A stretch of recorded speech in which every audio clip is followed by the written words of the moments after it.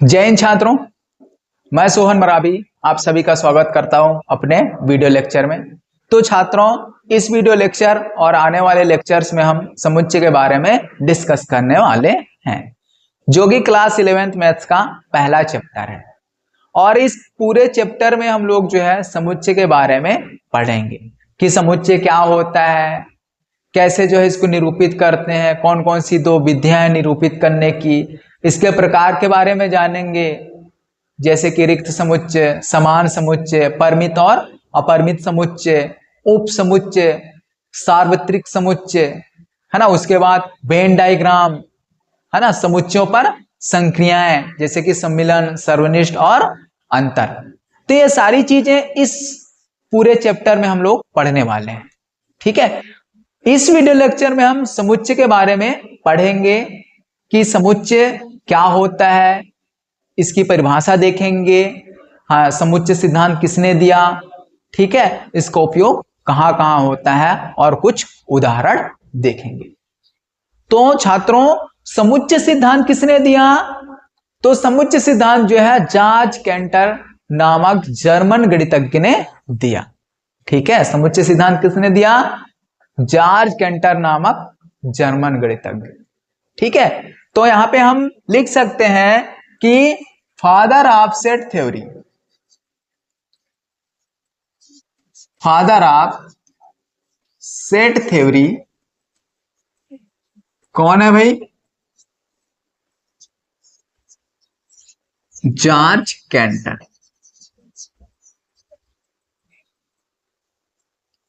है ना। कौन है भाई father of set theory? George canter. जब वे क्या कर रहे थे, त्रिकोणमितीय श्रेणी के प्रश्नों को हल कर रहे थे, है ना, तब जो है पहली दफा इनका सामना जो है समुच्चय से हुआ, सेट से हुआ। ठीक है, अब इनका उपयोग कहां कहां होता है? संबंध और फलन को परिभाषित करने के लिए तो करते ही हैं, साथ में जो है इनका उपयोग जो है ज्यामिति, अनुक्रम और प्रायिकता के साथ साथ अन्य शाखाओं में भी होता है। ठीक है, कहां कहां होता है? ज्यामिति, प्राय सभी शाखाओं में होता है। ठीक है, सभी शाखाओं में होता है इसका उपयोग, सेट का उपयोग, समुच्चय का उपयोग। ठीक है, अब चलिए समझते हैं समुच्चय क्या होता है। ठीक है, समुच्चय क्या होता है, परिभाषा देखते हैं। ठीक है,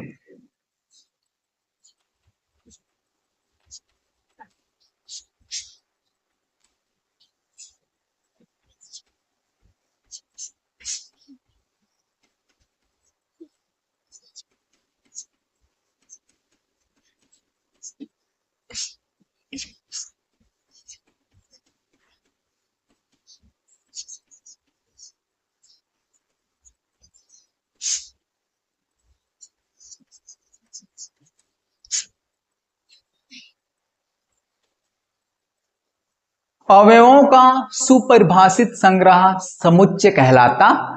well defined collection of object is called set. ठीक है, अवयवों का सुपरिभाषित संग्रह ही क्या कहलाता है? समुच्चय कहलाता है। अब यह सुपरिभाषित संग्रह है क्या? ठीक है, सुपरिभाषित संग्रह है क्या, इसको समझते हैं। सुपरिभाषित संग्रह,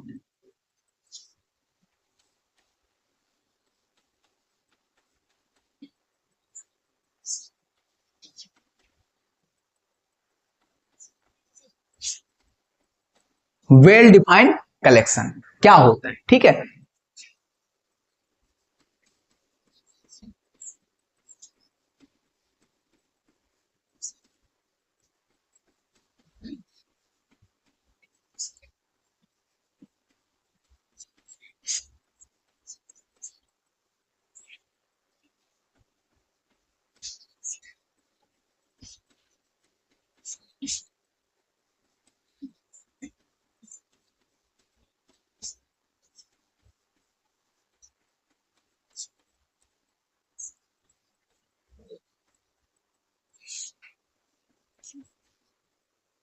ऐसा संग्रह जो एक व्यक्ति से दूसरे व्यक्ति के लिए परिवर्तित ना हो, तो ऐसे संग्रह को हम क्या कहते हैं? सुपरिभाषित संग्रह, है ना।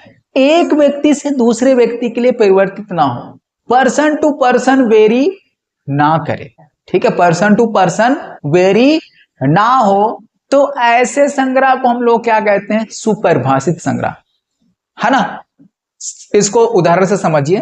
जैसे मैंने किसी कक्षा में जो है कोई प्रश्न पूछा, एक प्रश्न पूछा, है ना, ठीक है, और सारे बच्चों का जवाब जो है एक ही आता है, एक जैसा आता है, ठीक है, सारे बच्चों का जवाब जो है एक जैसा आता है, तो वह उत्तर क्या होगा, सुपरिभाषित उत्तर। अब मान लो जो है मैं संग्रह बनाने के लिए बोला, है ना, और सारे बच्चे जो है एक ही संग्रह बनाते हैं, है ना, एक ही संग्रह बनाते हैं, तो वह संग्रह भी क्या होगा, सुपरिभाषित संग्रह। ठीक है, आई होप कि ये चीज आप लोगों को समझ में आ रही होगी। ठीक है, उदाहरण से समझते हैं। जैसे मैं एक उदाहरण लूं, ठीक है, 10 से कम विषम प्राकृत संख्याएं या फिर संख्याओं का संग्रह, संख्याओं का संग्रह,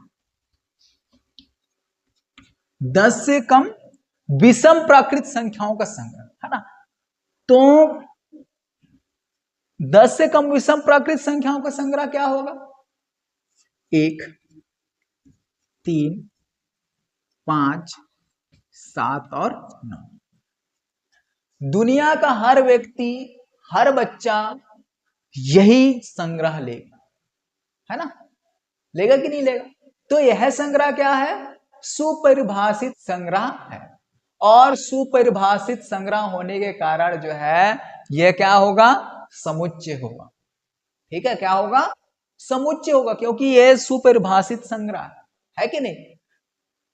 समुच्चय की परिभाषा क्या बोल रहा है भाई, कि अवयवों का सुपरिभाषित संग्रह समुच्चय कहलाता है, और यह संग्रह क्या है, सुपरिभाषित। ठीक है, और उदाहरण देखते हैं।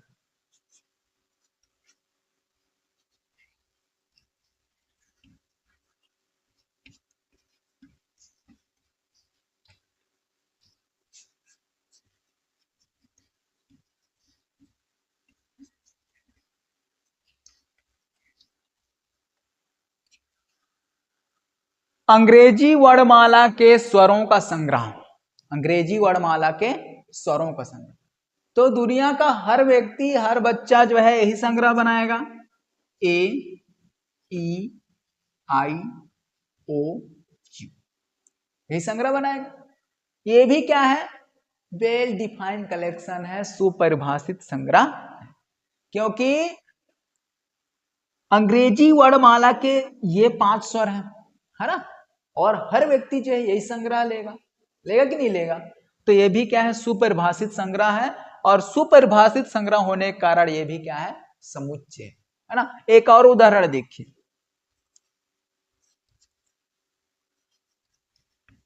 भारत की नदियां, भारत की नदियां। अब भारत की नदियों का संग्रह, है ना, तो जितने भी भारत में जो है बहुत सारी नदियां हैं, है ना, बहुत सारी नदियां हैं, लेकिन गिनती में तो है, गिन तो सकते हैं इतनी नदियां हैं, है ना। तो सारे नदियों का कलेक्शन, जैसे कि गंगा, यमुना, है ना, ये सारी नदियां, है ना, और भी बहुत सारी नदियां हैं। ठीक है, तो ये सारे नदियों का कलेक्शन, ये भी जो है सुपरिभाषित संग्रह है, क्योंकि नदियां तो है, गिन तो सकते हैं भारत में इतनी नदियां हैं, है ना। तो ये भी क्या है, सुपरिभाषित संग्रह है, और सुपरिभाषित संग्रह होने के कारण ये भी जो है क्या है, समुच्चय। ठीक है, एक और उदाहरण देखिए, जैसे यहां पे, ठीक है, यहां पे मैंने जो है लिखा 18 के अभाज्य गुणनखंड,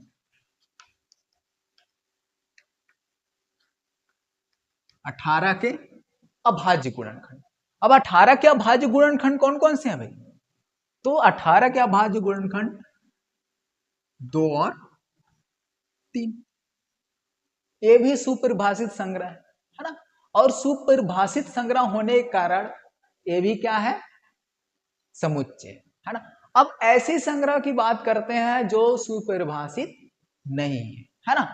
चलिए मान लीजिए मैंने जो है कक्षा 11वीं के छात्रों से जो है एक कलेक्शन बनाने के लिए बोला है ना, ठीक है।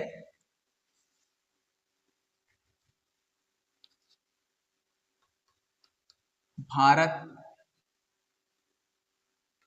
के अच्छे बल्लेबाज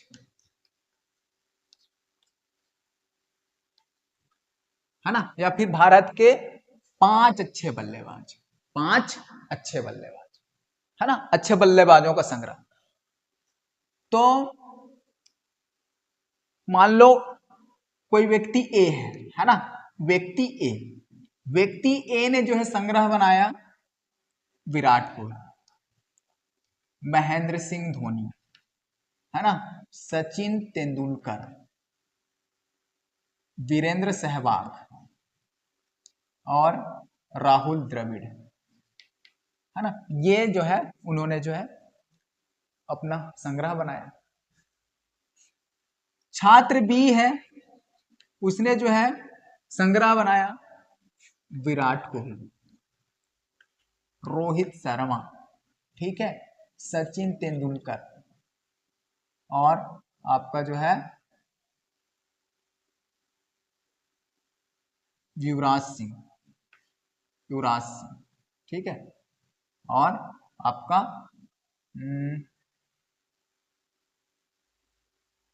और है, ठीक है। तो ये संग्रह बनाया वो, मान लो वीरेंद्र सहवाग, ठीक है। तो ये संग्रह, तो पर्सन टू पर्सन यहाँ पे वेरी हो रहा है ना, पर्सन टू पर्सन वेरी कर रहा है। तो ये भी जो है क्या है, सुपरिभाषित संग्रह नहीं है ना, सुपरिभाषित संग्रह नहीं है। क्योंकि देखिए यहाँ पे व्यक्ति ए जो है ये संग्रह बनाया, व्यक्ति बी जो है ये वाला संग्रह बनाया, तो पर्सन टू पर्सन वेरी कर रहा है ना, अलग अलग संग्रह आ रहे हैं ना, ठीक है। तो ये जो है सुपरिभाषित संग्रह नहीं है। अब जैसे मैंने जो है एक और उदाहरण लें है ना, इसको मैं जो है मिटा दे।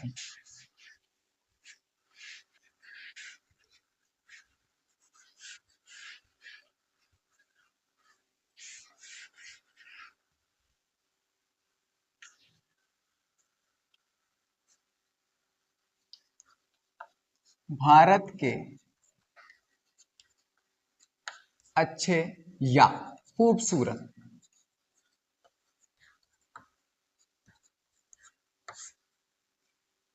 अभिनेत्री,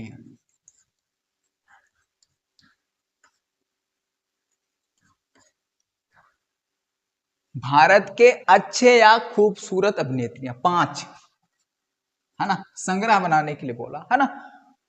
तो छात्र ए ने जो है संग्रह बनाया आलिया, श्रद्धा, सोनम और जैकलिन और कियारा, ये कलेक्शन बनाया।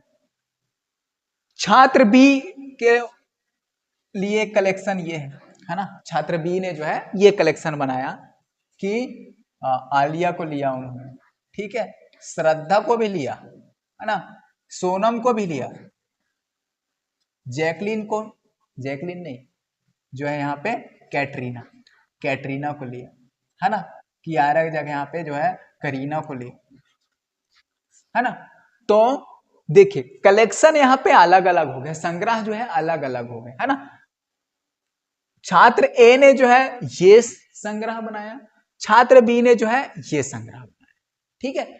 तो यहाँ पे ये जो है सुपरिभाषित संग्रह नहीं है, ये सुपरिभाषित संग्रह नहीं है, ये और ये भी जो है सुपरिभाषित संग्रह नहीं है ना। तो इस कारण से ये जो है समुच्चय नहीं है, ठीक है। आई होप कि ये सारी चीजें आप लोगों को समझ में आ गई होंगी, ठीक है। चलिए अब यहाँ पे हम जो है इसको निरूपित करने कैसे निरूपित करते हैं समुच्चय को, ये चीज देखते हैं। ठीक है,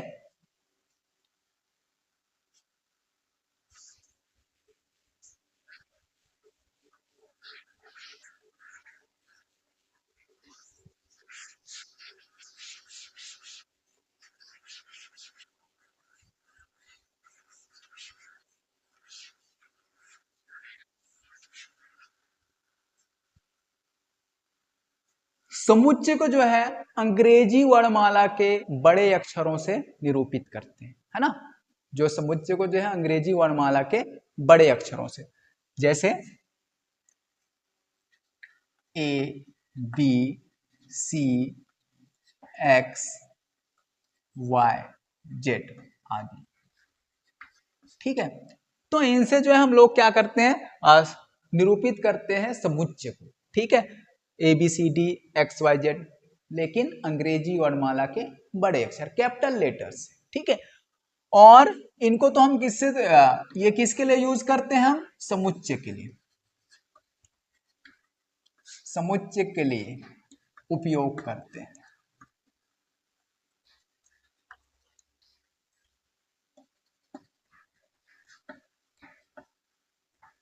ठीक है, और अंग्रेजी वर्णमाला के छोटे अक्षरों का उपयोग जो है समुच्चय के अवयवों के लिए करते हैं। ठीक है, छोटे अक्षरों का, जैसे ए, बी, सी, एक्स, वाई, जेड आदि, है ना।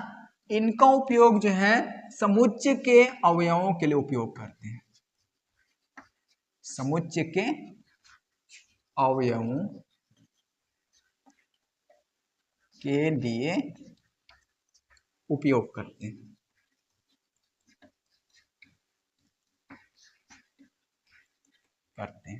ठीक है, तो समुच्चय को हम अंग्रेजी वर्णमाला के बड़े अक्षर से और उसके अवयवों को जो है अंग्रेजी वर्णमाला के छोटे अक्षरों से प्रदर्शित करेंगे। ठीक है, अब एक चीज और मैं आप लोगों को बता दूं,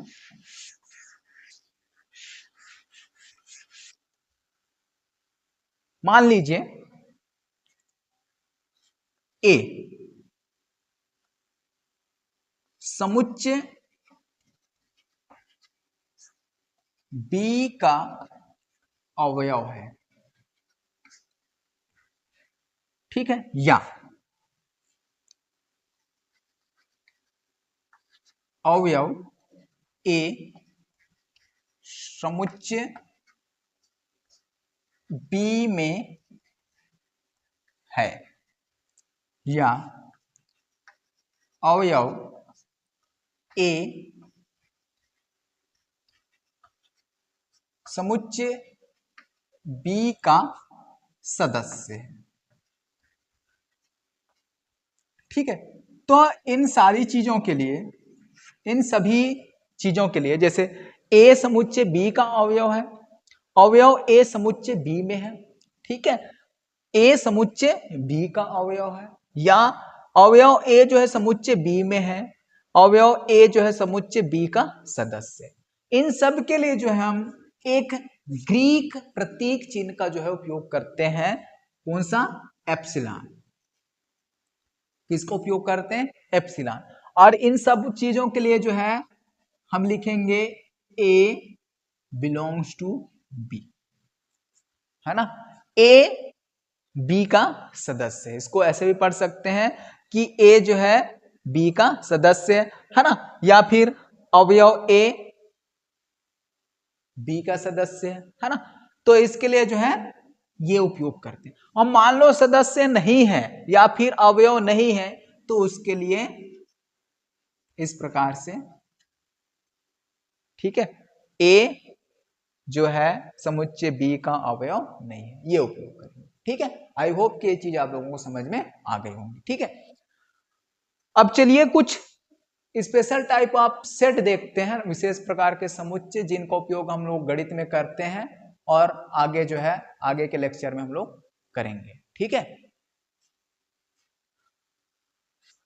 ये चीज मैं मिटा दे रहा हूं।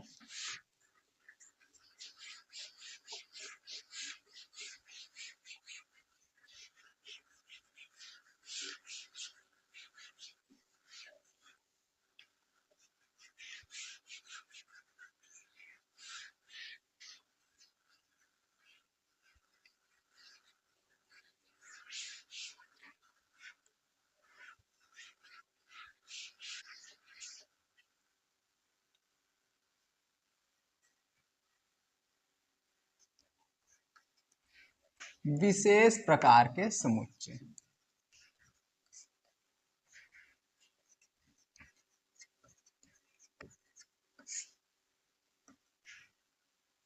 वो विशेष प्रकार के समुच्चय कौन कौन से हैं? तो देखिए n, कैपिटल N मतलब कि प्राकृत संख्याओं का समुच्चय, प्राकृत संख्याओं का समुच्चय।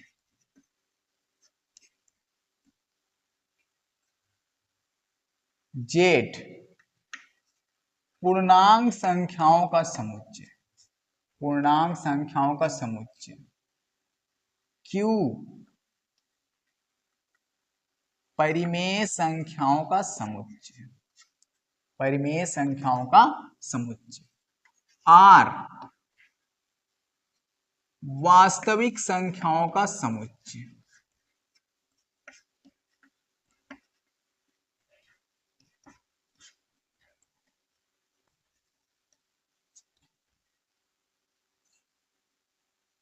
जेड प्लस,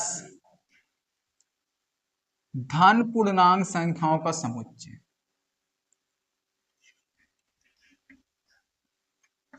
धन पूर्णांक संख्याओं का समुच्चय। क्यू प्लस, धन परिमेय संख्याओं का समुच्चय। आर प्लस, धन वास्तविक संख्याओं का समुच्चय। ठीक है, तो ये विशेष प्रकार के समुच्चय हैं जिनका उपयोग हम लोग जो है गणित में करते हैं और आगे लेक्चर में करेंगे। ठीक है, तो छात्रों इस वीडियो लेक्चर में इतना ही। अगले वीडियो लेक्चर में हम समुच्चय को कैसे निरूपित करते हैं, कौन कौन सी दो विधियां हैं, इसके बारे में डिस्कस करेंगे। तो छात्रों आज के लिए जय हिंद।